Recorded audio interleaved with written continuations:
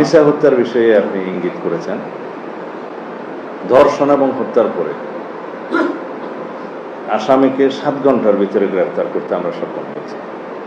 আদালতে স্বীকারোক্তিমূলক জবানবন্দি দিয়েছে, সাথে সাথে একদিনের মধ্যে সেই 164 স্টেটমেন্টে তার সহযোগী অপরাধী হিসেবে তার স্ত্রীকেও, তার নামও এসছে, তাকেও গ্রেফতার করা হয়েছে।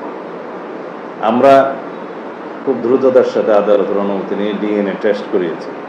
সেই টেস্ট 3 দিনের সময় লাগে, 3 দিনের মধ্যে সেটা সমাপ্ত হয়েছে। রিপোর্ট কালকে বিকেলে জমা হয়েছে।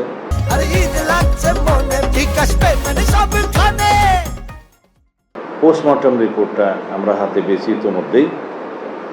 এগুলো সব একসাথে করে কম্পাইল করে চার্জশিট প্রণয়নের কাজটা কালকে রাতের মধ্যে সমাপ্ত হয়েছে। আজকে দিনে আদালতে সেটা সুপর্দ করা হবে, হয়তো ইতিমধ্যে হয়ে গেছে। এবং আদালত এর মধ্যে ছুটিতে যাবে, আপনারা অনেকে জানেন।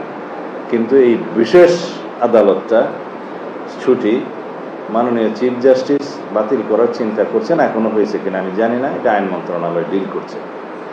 আমরা একজন স্পেশাল পিপি নিয়োগ করেছি শুধুমাত্র এই মামলাটা ডিল করার জন্য।